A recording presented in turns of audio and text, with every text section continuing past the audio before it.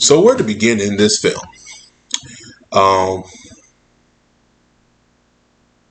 So here's the thing. So there will be no spoilers in here because I will do a spoiler review probably tomorrow. That will come out Sunday.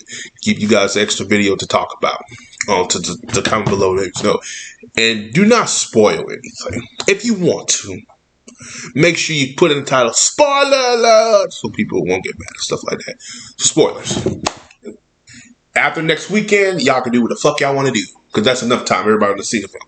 If you haven't seen it by that time, where you been at? Okay, so. And I'm currently watching The Witcher, which I'll talk about that in another video. I think Netflix fucked up by releasing this with Spider-Man, but we'll talk about that in another video. I'm going to give you my rating for the 8 out of 10. The reason it gets an 8 out of 10 was the lack of action. And here's the thing. A lot of people say, well, you come for Spider-Man for action? I do. I come from story and action standpoint and characters. I thought the characters were semi-decent. And the action was lackluster. It wasn't that much action. I mean, when we got it was good, but not enough for me to be like, okay. Now, where do I rank this as Spider-Man films? We'll get that a little bit towards the end of the video. Now, people are saying this is the best Marvel film that came out. No, it's not. On a story standpoint and on a character standpoint, it's not. It's really not. But on a Spider-Man standpoint, it is. On a standalone film standpoint, it's debatable. But it's not better than a Winter Soldier or Avengers Infinity War. Definitely not one of those two. Endgame, yeah, it is, because I was satisfied with the ending, and I wasn't too mad throughout the film as much as I was with Endgame. But anyway, I'm going off topic. So, what they do right in the film is, believe it or not, Tom Holland's Peter Parker. I kid you not, I actually enjoyed his Peter Parker in this film a lot because he didn't feel like Iron Man. He felt like Peter Parker. The problem I have with Far From Home, which I would definitely talk about in a separate video, this will probably be released simultaneously with this one, is I just hate the fact that his villains, which is weird. Spider-Man has one of the best rogue galleries next to Batman. And they made Spider-Man villains most of these guys, angry former employees of Tony Stark. Former employees of Tony Stark. And from Michael Keaton's Vulture to Jake Gyllenhaal's Mysterio, former employees of Stark, villains to get revenge on Stark, not on Spider-Man. And that's what I didn't like. I didn't like how the fact that these villains didn't feel like Spider-Man villains, but creation of Iron Man's complacency and incompetence back before he became the Iron Man we know him as today. And I just didn't like that. But this one, it felt really like a Spider-Man film. And this is not even the fact that we had the two spoilers that came in this film. It just felt like a Spider-Man film.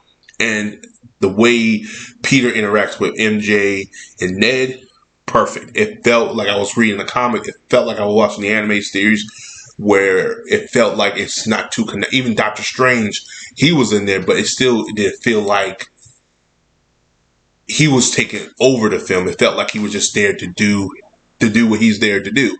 Portal opening, trying to fix reality, multiversing, and that's all he did, and it worked. And on that standpoint, it is. Is it one of the best Spider-Man films to date? Arguably, no. It is one of the best. If I had to rank it, it's in the top 2 for me. Spider-Man 2 will still be there because I just like the story and I like how the characters all played out, how fleshed out. And the writing was somewhat better in that one than this one. And the film flowed a little bit better. And also COVID played a factor in this film too. So that's kind of why, if COVID didn't play a factor, I think we would have had a lot more scenes with certain characters together and it would have played out a whole hell of a lot better. And you could tell that too. And I understood that. So that's why it takes a grade down. It's still 8 out of 10, but it's not better than Spider-Man 2 to me. But it is right now, it'll be Spider-Man 2, Into the Spider-Verse, and then this film. Which I never thought the third film of the MCU Spider-Man would be the best one out of all three. I thought it was going to be the first, be the second, first, then third. No, it's the third, the second, third, the first, then the second. Go figure. Which is good. I mean, out of all, even the Raimi film, trilogy couldn't do that. It was the second, the first, then the third. For this one, it's the third, the first, the second. So, I mean, okay, it did pretty good. And I was impressed with it. Will I rewatch it again? You damn right I rewatch it again on my Fire Stick. I wanted theaters to support it because I said, because once you support stuff like this, we'll see a lot more of this. And the Flash will probably look at this and see what they did right and what they did wrong. But still, I can't really hate on it. They did what they could with even the pandemic, and it still made for an enjoyable film, and I enjoyed it. The length of it too did hurt me. My butt was out like, oh Lord, felt like I was sitting on an airplane, you know. I was like, this is too long now, but it was a good ride. It was a good ride, and I enjoyed it. And an 8 out of 10, I think, is a good rating for it. It's like a high 8. Again, a little bit more action and a little bit more scenes with the characters, but again, COVID, totally understand that. And probably the reshoots really wasn't no better either because they had to do certain scenes. Probably like, okay, y'all go over here. So I totally understand that. And with that being said, that's all I got to say. As always, like, subscribe, peace, have a Johnson day. But I will be talking about why I hate Far From Home. And y'all guys will get a spoiler video tomorrow. Johnson out.